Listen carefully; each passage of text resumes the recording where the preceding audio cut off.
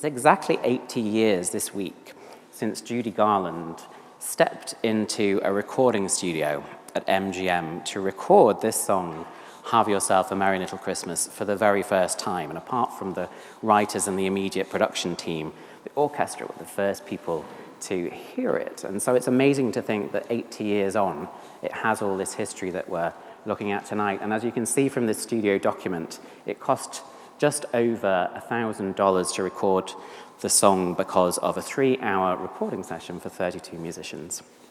Over the course of the talk, I'm going to be thinking about the context in which the song was written.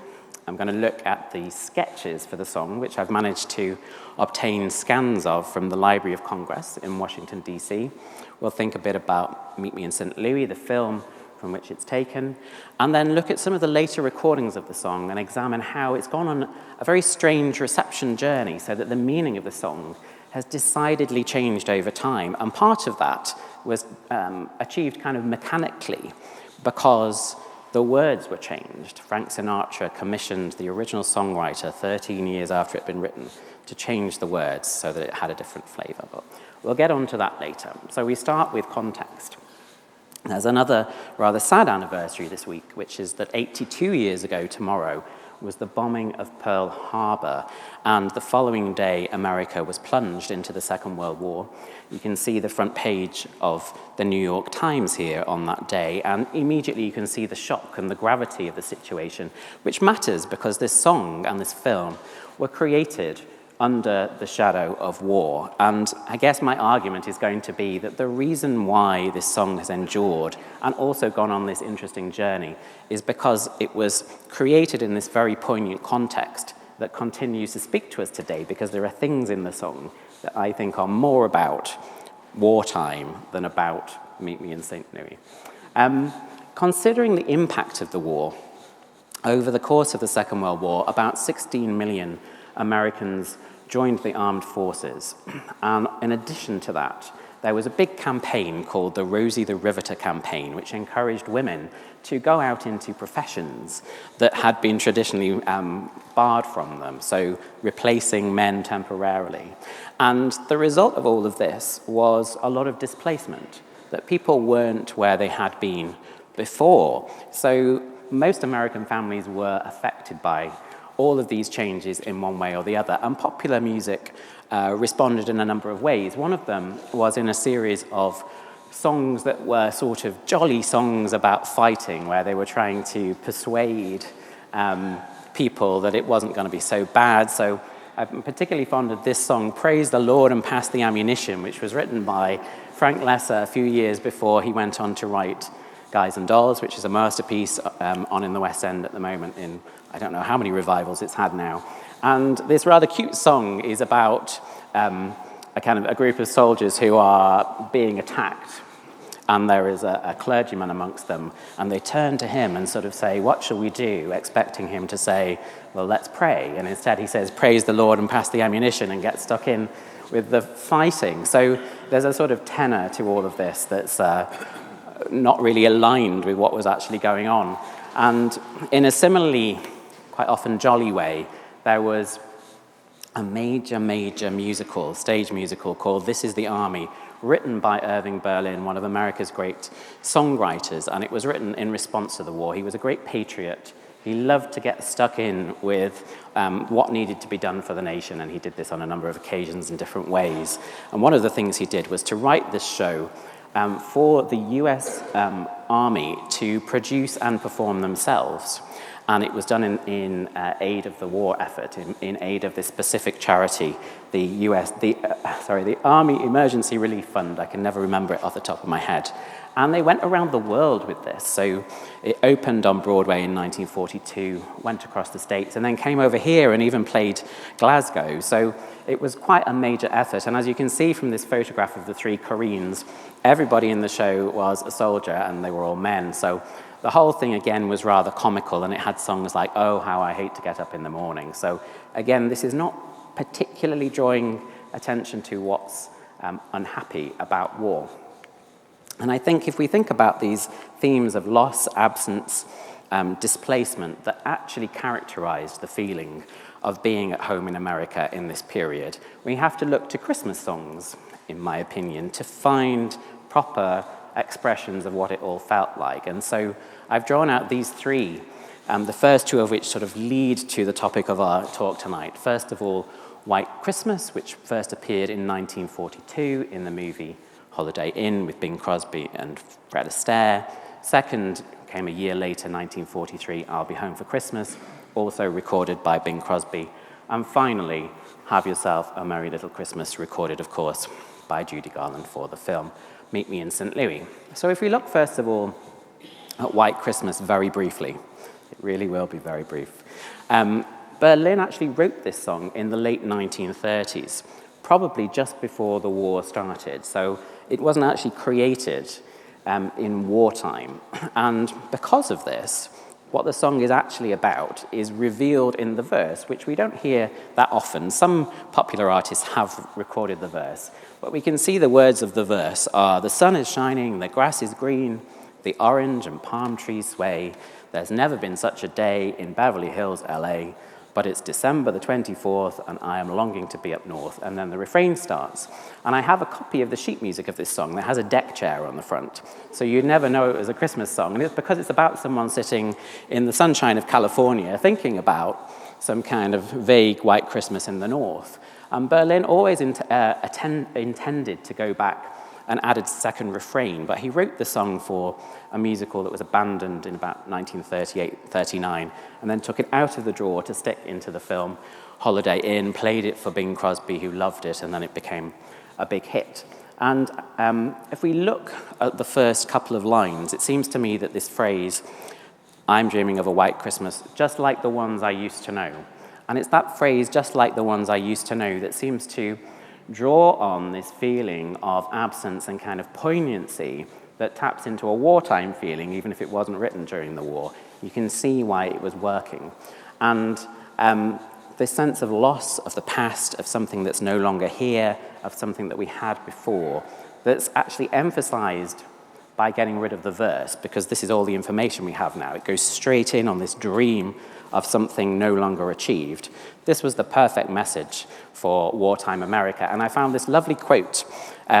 It's actually quoted in the complete lyrics of Irving Berlin book, so I don't want to take credit for researching it, but I was really struck by this quote from the Chicago Times from December 1942, where a major writer, Carl Sandburg, who won the Pulitzer Prize for writing a major biography of Abraham Lincoln, and he said this about the impact of the song in this moment. So this is December 1942. We have learned to be a little sad and a little lonesome without being sickly about it. This feeling is caught in the song of 1,000 jukeboxes and the tune whistled in streets and homes, I'm dreaming of a white Christmas. When we sing that, we don't hate anybody. And there are things we love that we're going to have sometime if the breaks are not too bad against us. Way down under this latest hit of his, Irving Berlin catches us where we love peace. And so it seems to me that this moment solidifies the relationship between Christmas songs being poignant and wartime. And so we move on to the second example, I'll Be Home for Christmas, different writers, but again for Bing Crosby. And this is more explicitly about the war because the words are framed in the form of a letter. So it's about a soldier writing home to his family while he's away from home during Christmas time or during the run-up to Christmas. And the whole thing is a kind of almost like a con because he says, I will be home for Christmas. You can count on me. We'll have snow, mistletoe, and presents. I'll be there on Christmas Eve.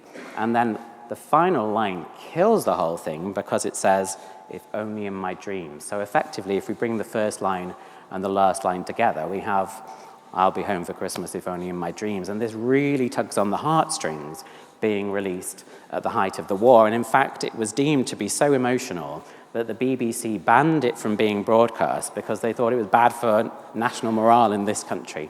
But it was a big hit in America. And that takes us to the subject of tonight's talk, which is Have Yourself a Merry Little Christmas. And I'm very pleased to say that it's music time. We're going to hear the song now. And I'm also very pleased to say that I will not be singing it. Instead, as you've already heard, one of the great figures of the West End of television and of film is here with us tonight to do us the honor to sing it for us, as well as a few more bits and pieces. So please welcome the great David Bedella.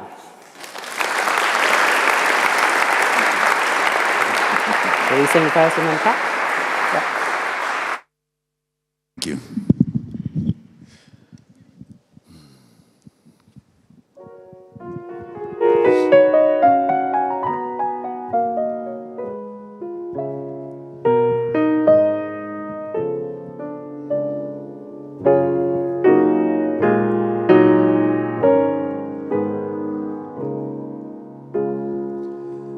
Have yourself a merry little Christmas.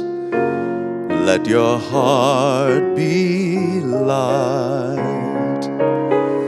Next year all our troubles will be out of sight.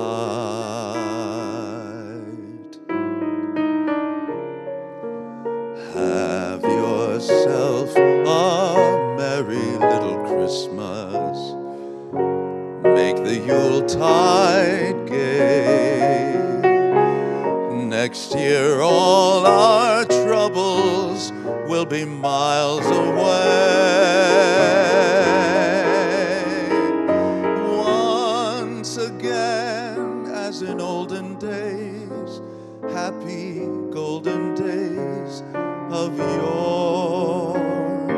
Faithful friends who were dear to us will be near to us once more. Someday soon we all will be together, if the fates allow. Until then we'll have to muddle through somehow. So have yourself a merry little Christmas now.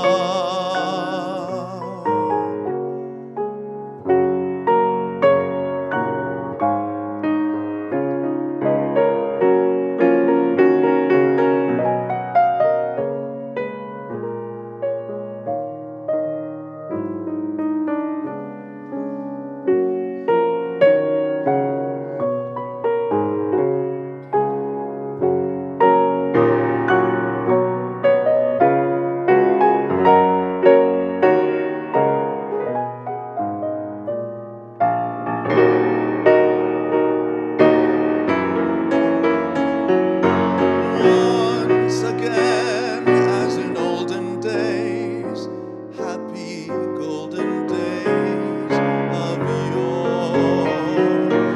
Faithful friends who were dear to us will be near to us once more.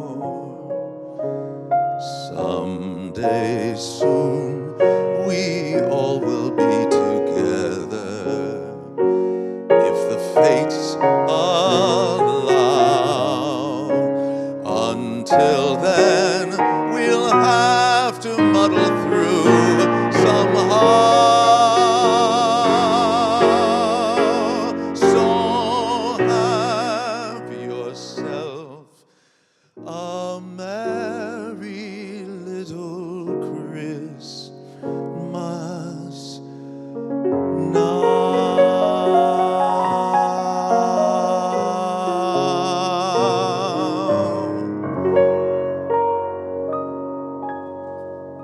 Thank you.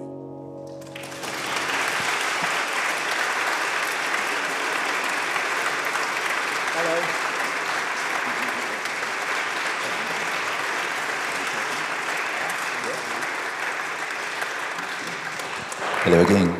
Super, you're switched on. I was going to ask you, actually, so you grew up in America? I did, yes. Chicago.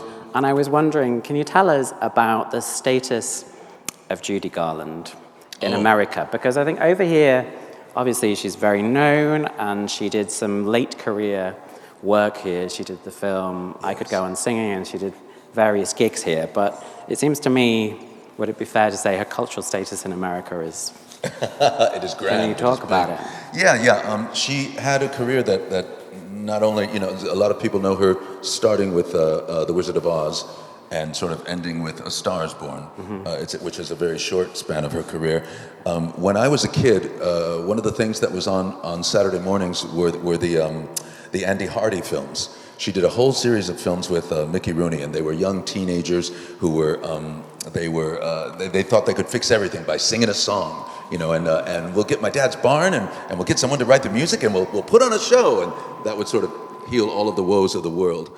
So that's how I first got introduced to Judy Garland, and my parents and I used to watch these films all the time. Are you a fan? Love her very much. Oh, yeah, very, very good. I hope she doesn't mind me taking her songs. No, not tonight. at all. No, I'm absolutely thrilled. Shall we chat more later? Absolutely. About Absolutely. our next one, because we have a fun surprise coming up. Oh, am I singing again now? No. Okay. Bye for now. No. Bye for now. No, we have to keep the anticipation going for that one.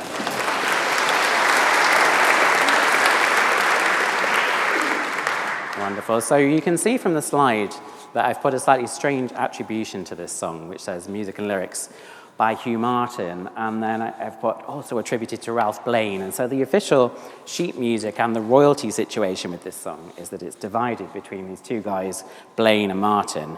But in actual fact, it's been revealed quite a long time ago that Ralph Blane didn't really have anything to do very much with any of the songs from Meet Me in St. Louis. And they had a kind of a strange relationship whereby they worked together on films, or they worked on the same films, but separately.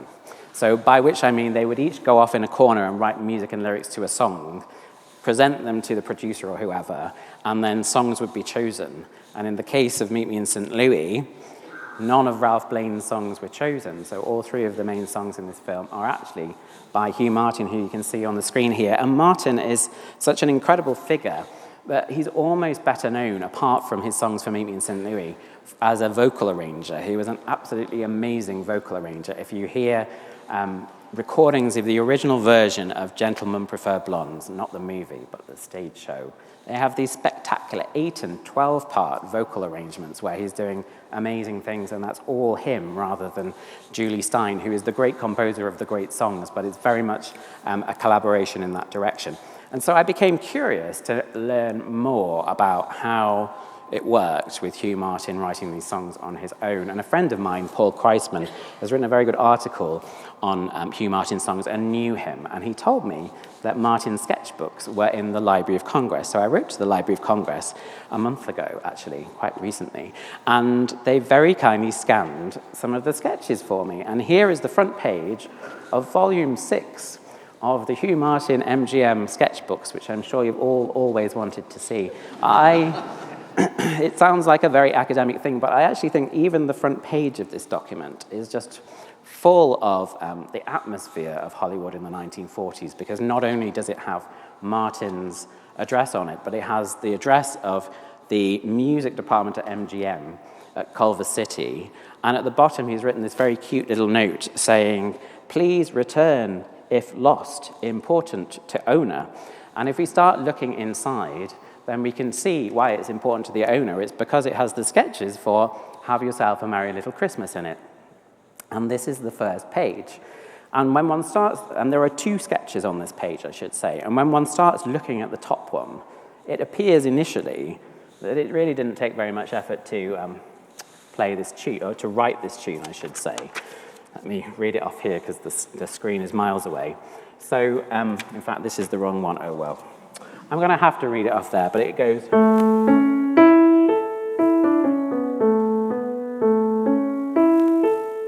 Okay, all very good. And then we've got as far as there.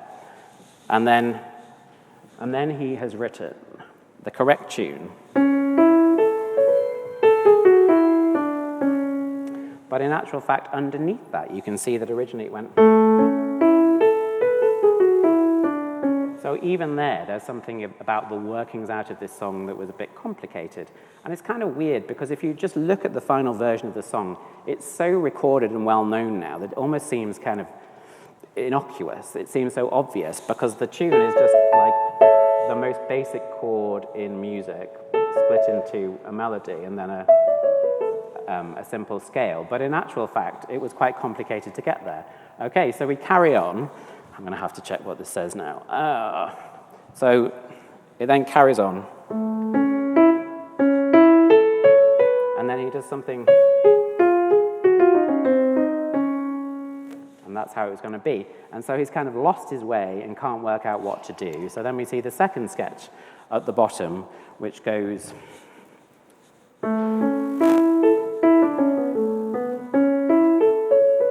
And so we've still lost our way. So he's kind of got some stuff in there, which is quite good. And he's sort of finding the tune. And he's sort of made his way to the middle of the song, kind of. But he can't work out where to go from here. So he then starts exploring the words, logically enough. And there's all these kind of fragments on the first page of lyrics. So at the top we have, while the time is ripe. I guess that would be, have yourself a merry little Christmas while the time is ripe. Then we have, it may be your last.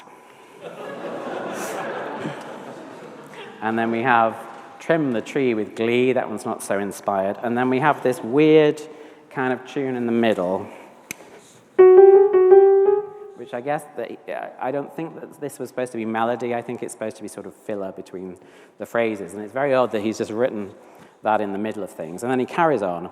Next year, we'll be far away from home, but if the fates allow, something, something, something, something, rhymes with somehow. And then he's sort of found his way to the end of the song without having written the middle yet, which is, so have yourself a merry, merry Christmas now, and he repeats the word merry. So this is kind of a fun document in that it shows in real time kind of the creation of the song. So we carry on, and we see that already he has tapped into this focus on time, which we saw in White Christmas and I'll Be Home for Christmas, i.e. the past, the future, where we are now. So we have, for example, maybe your last, next year, Merry Christmas now. So he's getting into what's going to make this song kind of magical, which is as much the words as the music, although I think the music is great. So the next page, he's kind of found the structure of the song, not quite the right words yet, but he's finding out how it's going to look. Have yourself a merry little Christmas, it may be your last. Next year, we will all be living in the past, okay? Second phrase, have yourself a merry little Christmas, pop that champagne cork. Next year, we will all be living in New York. And this is to be fair to him, this is a reference to the plot of Meet Me in St. Louis, in which the Smith family, which it's all about, are threatened with moving from St. Louis to New York because the father gets a job in New York. So it's not as desperate a lyric as it sounds, but it would not have been a hit for Frank Sinatra. So then we get to the most difficult part of the song to write, because it's the bit that gets kind of complex. The middle bits of songs, of popular songs of this kind, the third phrase, the middle eight, the bridge, it's given different kinds of names, is typically the bit that most resembles kind of Schubert or European art music. It's where the songwriter, if they're a decent composer, tries to do something a bit sexy and kind of show off how they can transition through keys or do something a bit imaginative. And so we're back to fragmenting lyric ideas. So we have no good times like we used to have. We will choose to be aloof, which rhymes at the bottom with under some far distant roof. Not so great. We've got no old comrades that once were there. They will wonder where. So it's all getting a bit messy again. And indeed, there's page after page trying to develop this part of the song. So here we have another one. No good times like there used to be. Those happy golden days gone by.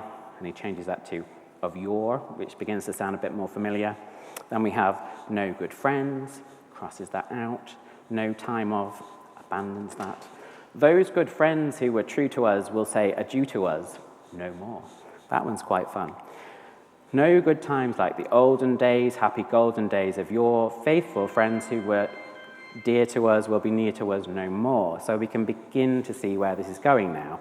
So he's kind of happy with where we're up to, moves on to the final phrase, and this strangely, even though it has the most emotional part of the song, this strangely is the bit that seems to have come to him the easiest.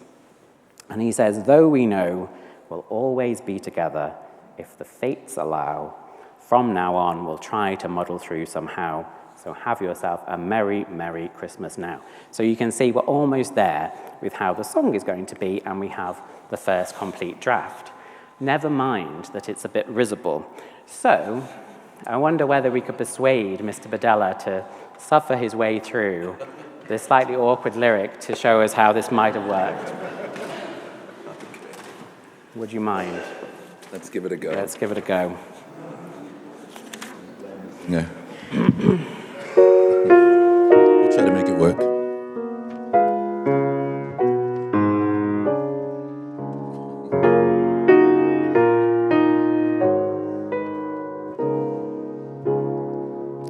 Have yourself a merry little Christmas. It may be your last.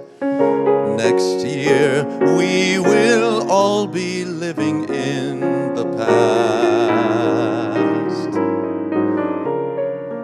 Have yourself a merry little Christmas. Pop the champagne cork. Next year we will all be living in New York.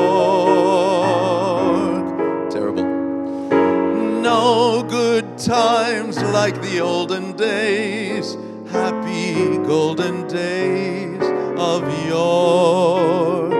Faithful friends who are dear to us will be near to us no more.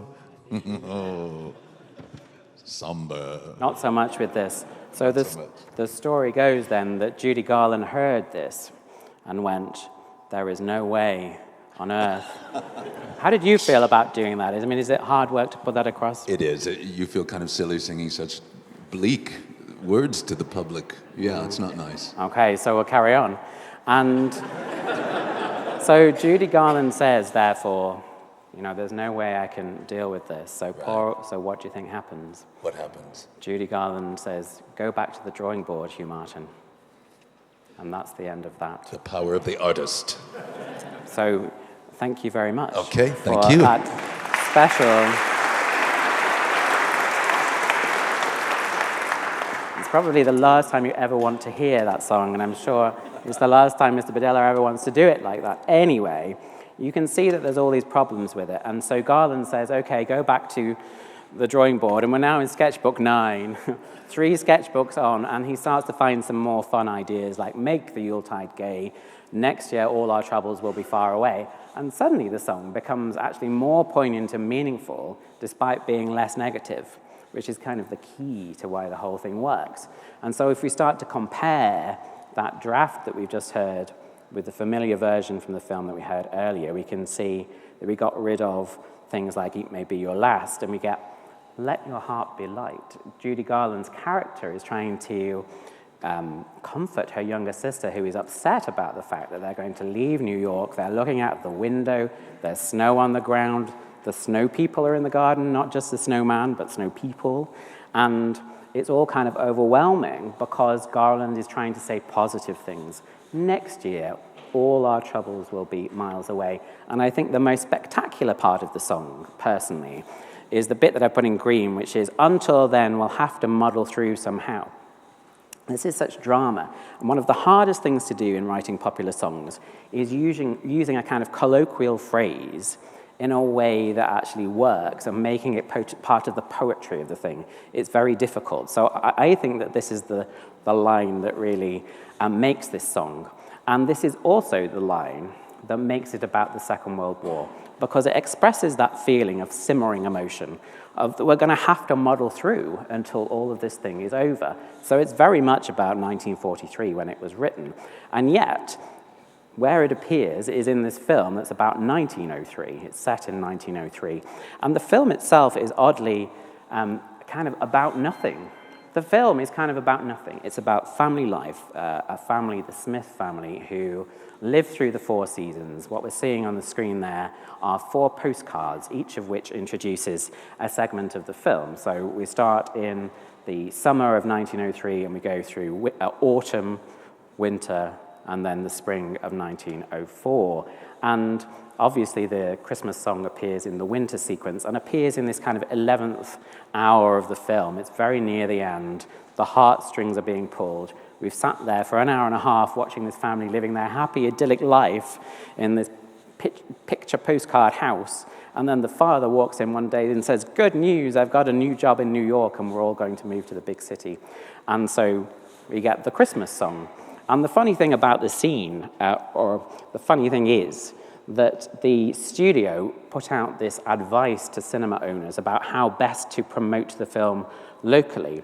And they created this little thing that says theatre snowman, or for a contest. And they suggested that in snowy states, that the cinema owners should build a snowman on the sidewalk every day, or top it up every day, as a way of advertising the film. And you can see there's this little photograph of Garland and Margaret O'Brien, who plays her little sister. But in the film at that moment, the little sister actually attacks the snowman and knocks them all down. So there's a kind of irony in this. Meet Me in St. Louis is based on a novel of the same name by a remarkable woman, Sally Benson, who is a very, very great writer. And in turn, it's taken from a series of short stories called 5135 Kensington, which is the address of the house that the Smith family lives at, that were published in the New Yorker starting a few months before the start of the war and ending a few months after the start of the war. So you can see that this too has this proximity to the Second World War in terms of what it's about versus when it was written. And it was purchased very quickly by MGM and turned into a film rapidly, directed by Vincent Minnelli, starring Judy Garland. The two of them got married in 1945. And it really does, as I said, it really does just focus on the exploits, the everyday exploits of this family. 4 daughters, 1 son, the father, the mother, and the grandfather. Not very much happens. They make ketchup. You know, they have pumpkins.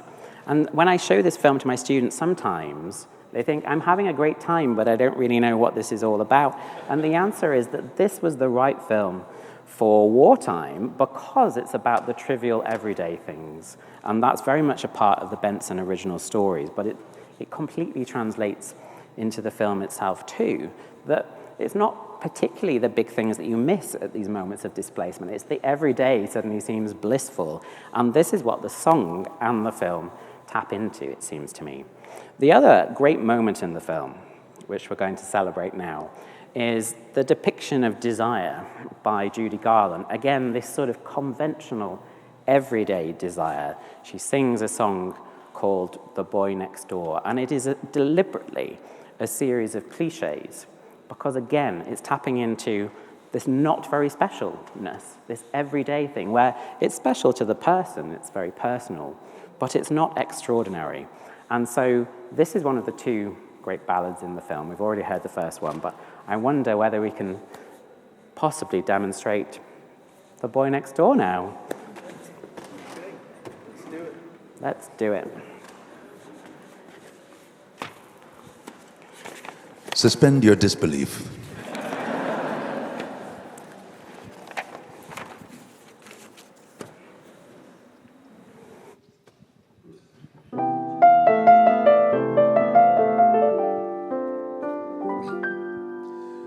The moment I saw his smile, I knew he was just my style. My only regret is we've never met, though I dream of him all the while. But he doesn't know I exist, no matter how I may persist. So it's clear to see there's no hope for me, though I live at 5135 Kensington Avenue, and he lives at 5133. How can I ignore the boy next door? I love him more than I can say. Doesn't try to please me, doesn't even tease me, and he never sees me glance his way. And though I'm heart sore, the boy next door affection for me won't display. I just adore him, so I can't ignore him, the boy next door. Na-na-na, I'll dance around.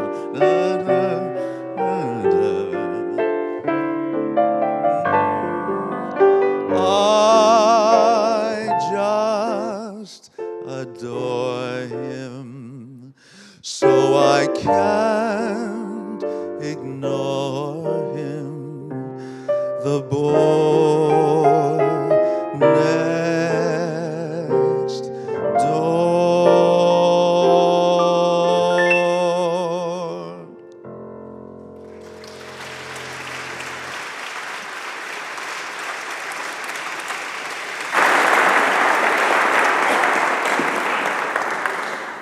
Okay, back to the Christmas song. So the performance history of this song is quite complicated. I had the misfortune when I set out on this lecture to think that this wasn't going to be so bad, and then I found a very good but distressing website called secondhandsongs.com, which lists over 2,000 versions of this song, and I thought, how on earth am I going to make sense of all of this? And it ranges from the Muppets to Dame Curie to Canoa. But there is something in the fact that artists from so many areas of popular music, or indeed beyond popular music, have wanted to cover this song. And I think the key to it is the fact that Frank Sinatra in 1957 asked to change the song officially. So he made his first recording of the song in 1948, recorded the Judy Garland version, and then in 1957, by which point he'd become a major recording artist, partly due to the advent of the long-playing record. So Sinatra is at the peak of his pop music powers, and he decides to make a Christmas album in 1957 called A Jolly Christmas from Frank Sinatra. And he said, well, I can't sing this sad song on it. So, dear Hugh Martin, 13 years on, please can you change the words so that it's kind of happy now? And remarkably, he agreed to do it. And so the second Sinatra version replaces various words and also phrases to erase some of this uncertainty and poignancy from it and make it kind of about a merry little Christmas. So there are some subtle changes. He changes, next year all our troubles will be out of sight, and puts, from now on our troubles will be out of sight. So we don't have to wait for the end of trouble, it's here now. And then further down at the end of the song, instead of someday soon we all will be together, he says, through the years we all will be together. So there isn't this sense of having to wait for that either. It's just from now to the end of time, we all will be together. And the biggest change was that he removed the best line of the song, which is, until then we'll have to muddle through somehow, and replaces it with hang a shining star upon the highest bough, which I think is such a disappointing line about decorating Christmas trees now, not managing sorrow. And so the song starts to take a completely different character officially. And from there, other people say, oh, well, this is okay now because this is actually a different kind of song from the one that we thought it was before. And starting particularly with Ella Fitzgerald in 1960, we suddenly get catchy song.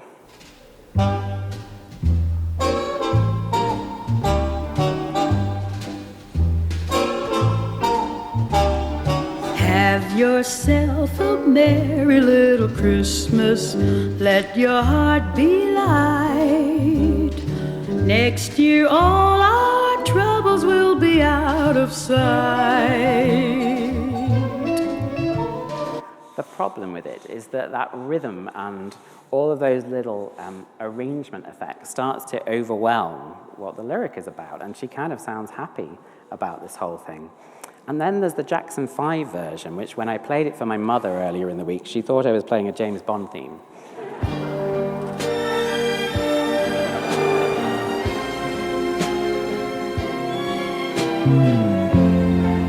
Have yourself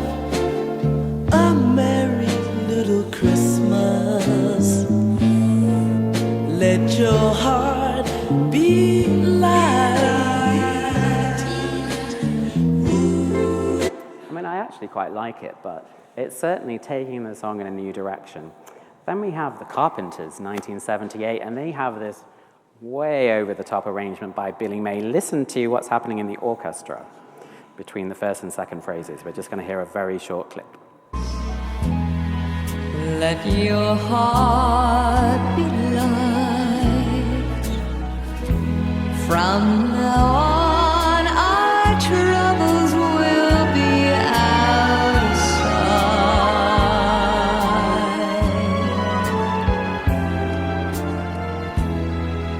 I mean, it's clever. I really like it, and I'm really not denigrating any of these artists, but it's a very, very curious decision to sort of flip the significance of the song from this intimacy of the lyrics into all the things that are being thrown at the music by the arranger, if you like.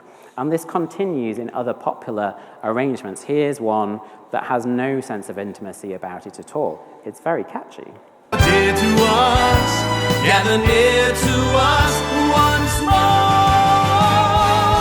Through the years we all will be together. And the fates alive. Hang our shining star upon the highest bough. And have yourself a merry, merry little Christmas now. And finally, the overtones, another really fun version. Dum ba dum dum da do. Dum ba dum ba dum da. Dum dum ba dum ba dum da. Ba dum dum ba dum ba dum da. Dum ba dum dum dum dum da dum dum dum. Have yourself a merry little Christmas. Let your heart be light. From now on, our troubles will be out of sight. Very cute. So it seems to me by this point that we have two songs. We now have the kind of the Merry Little Christmas song, and we have the Muddle Through Somehow song. And although they're kind of the same, they're completely different. And one curious trend that I did find while trying to wade through 2,000 versions of the song is that in the 21st century, several artists have tried to go back to what was being aimed at in the early 2000s. And oddly, earlier in the afternoon, I was trying to decompress in the cafe next door, and the first one of these came on while I was sitting there. So we definitely have to hear this. This is Chris Martin of Coldplay, and it's just singer and piano. And here we are, as in olden days, happy golden days of yore, and faithful friends who are dear to us, gathered near to us once more. The Sam Smith version starts with 20 seconds of unaccompanied singing. Have yourself a merry little Christmas. Let your heart be light.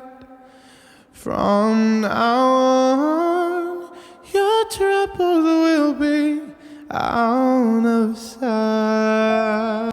And there are a number of these kinds of recordings going on. So I guess my conclusion is that one of the reasons why this song is so brilliant and unusual is that the spectrum of ways in which it can be reinterpreted is much wider than your average Christmas song, which is weighed down with season's greetings, because this one is both a dramatic monologue and comforting all at the same time, depending on where you want to take it.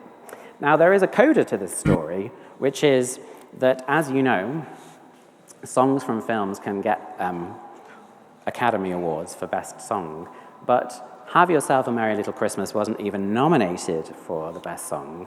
It was another song that was nominated called The Trolley Song. And if we look at early reviews of the movie when it came out, we can see why that all the reviewers are latching on to the trolley song rather than Have Yourself a Merry Little Christmas in the reviews. In fact, the Los Angeles Examiner says that Garland does a great job of the two ballads, but she's really a baby lark when she goes to work on the top tune, the trolley song. And this also became a major marketing opportunity for the film. And so again, the studio was encouraging people to use the trolley scene as the thing to advertise the film with.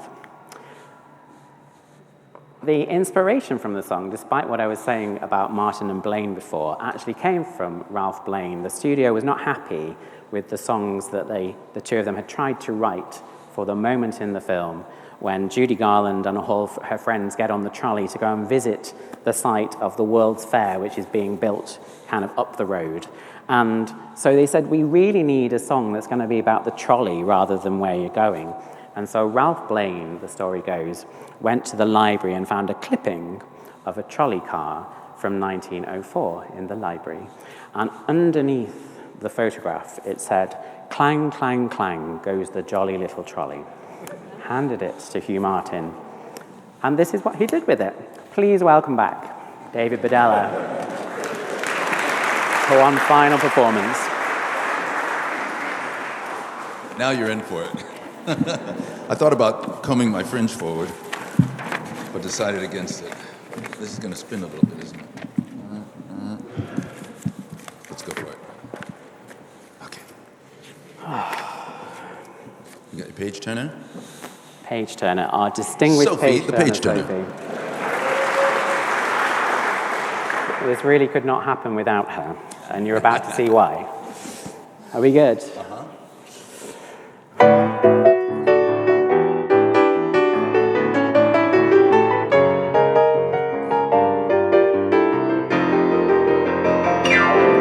With my high-starched collar and my high-topped shoes and my hair piled high upon my head, I went to lose a jolly hour on the trolley and lost my heart instead.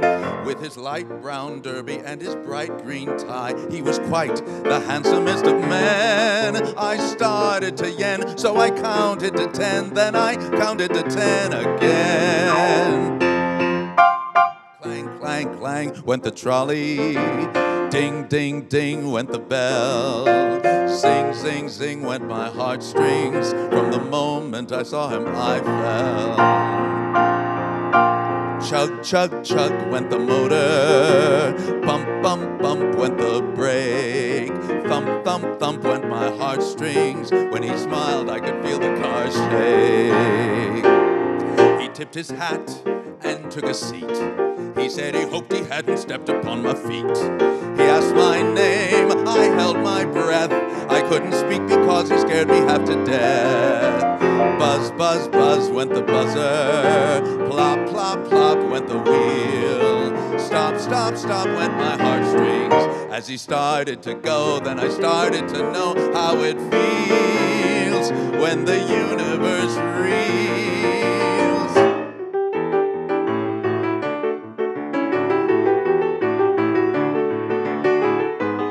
Dom McHugh.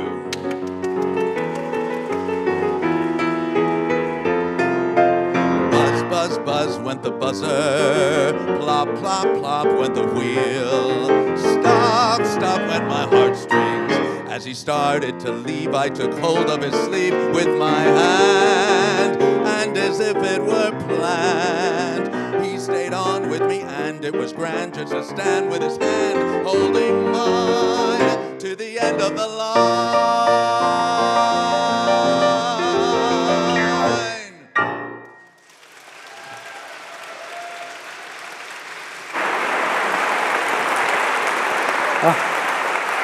Thank you, guys. Thank you very much. You want to stay here? We're on the questions now. Okay, I'm here. Well, Dominic and David, absolutely fantastic. Thank you for taking us through that song. I've got one question, because we've been open for questions to the floor, which after the console like that seems quite hard. But We're all on the floor now. yeah, okay. The trolley is gone, and so have we. So let's start with you, David. When you start to work on a song, how much of the history of it enters into your working out the interpretation? Because we've a long story here leading us up to...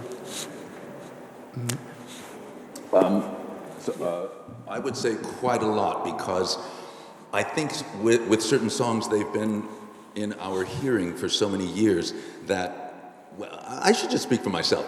I'm not really thrilled about hearing somebody do their own spin and their own interpretation. That's all great, but really, I want to hear what I fell in love with in the first place. So I tried to be as true to the original versions, the original arrangements, the original phrasing. I tried to take on board as much of that as I could. And then, of course, it's going to be you, because it's coming out a whole different machine than the original person. So that, to me, is enough of a spin to put on it. But I tried to stay true and traditional. I guess that's it. I'm a bit of a traditionalist. And Dominic, you're coming at it as an academic. God forbid. At Gresham College, yes. So working your way through, well, 2,000 or so recordings of this thing. How do you pick your way through that to find that thread that takes you back to the origin? How do you start doing the homework?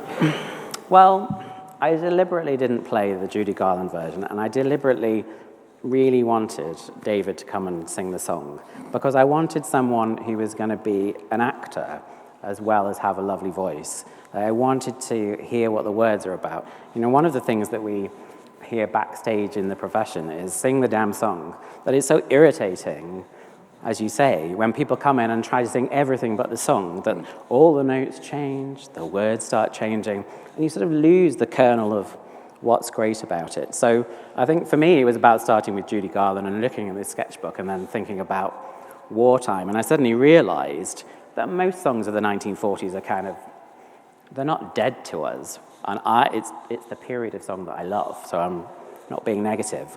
But they do seem about then.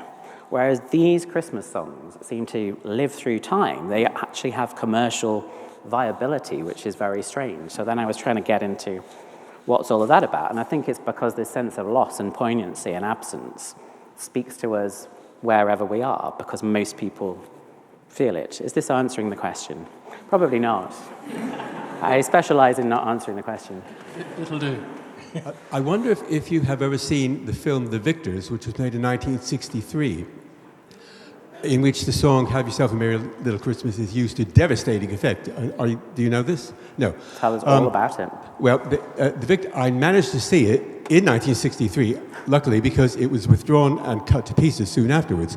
A devastating war film, anti-war film, and there is a scene in which a deserter is being taken out on Christmas Eve in the snow to be shot.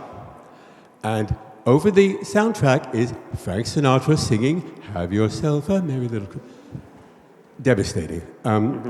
Try to see it somehow. I don't know if it's available anywhere, but do try.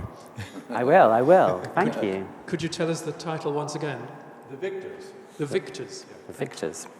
Okay. Next question is Cheery, yeah. What's your favorite Christmas song?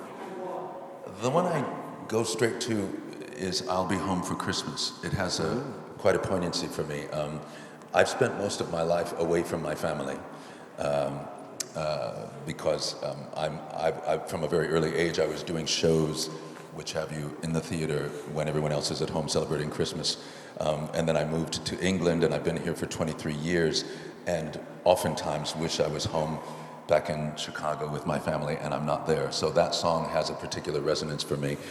My mother also used to share that it was her favorite because of the wartime, because when she first knew the song, she had brothers who were away fighting, and she didn't know whether or not they'd be back for Christmas or not, whether they'd be back at all. So it just has a lot of weight to me, and I love it. Great. Well, I have to say this is my favorite Christmas song, but I think so. But it may be that I've just spent so much time with it in the last few weeks that I'm not acknowledging any other song. I think having looked at how much it meant to people in the 1940s during the war, and how much it meant to people who remembered that time, as you're alluding to, that some of the later ones, even by very good people that are very good songs, are beginning to seem to me a bit like they're lacking in substance or lacking in something, which I'll Be Home for Christmas does not lack anything. I think it goes over the top for me. I can't cope with how sad it is. Whereas this one is this sort of simmering, does it for me. I was just wondering, as generally societies become less religious in many ways, whether Christmas songs particularly become more popular, tug at the heartstrings, more so as a result of that, perhaps. I do think it's. Oh, sorry, I just jumped in. No, I wanted you to jump. Please jump. I do think there's been a significant change in what Christmas means to society. And we Christians now know that this time of year is not just about our beliefs and our religion. And so we have to, I think songwriting has become more ecumenical. It's become open to songs about good feelings and family rather than about Christ our Lord.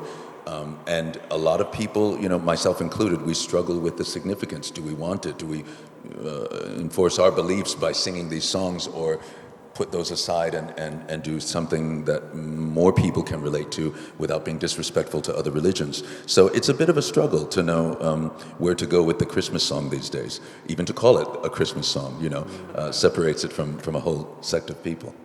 So yeah, it's a struggle. Hugh Martin was a Christian, and he actually wrote a religious version of the lyric, "Have yourself a blessed little Christmas." I drew the line at also performing that one, because I think we've heard this tune a lot of times this evening, but that clearly meant a lot to him. I think it was in the 1990s that he tried to give it that spin. And the other thing that we didn't get into in the talk, which I should mention, is that there is a verse to this song, which is not in the movie. Christmas future is far away, Christmas past is past, which actually explicitly addresses some of the things I was talking about. But that was just added to the published sheet music, as far as I can tell. And so rather than getting into all of that, I decided to leave it out, because something had to not be there. But I thought I'd mention it now, so that we don't get 100 comments on YouTube saying that I didn't know about it. Thank you. So, you'll be able to watch this lecture again in about 72 hours or so on our website, and you'll probably be able to learn the lyrics ready for next year, and whichever version you choose. In a few minutes, when you get to the back, you'll be able to have a glass of mulled wine and a mince pie, a good start to Christmas. But in the meantime, please would you thank Dominic and David for a fantastic evening.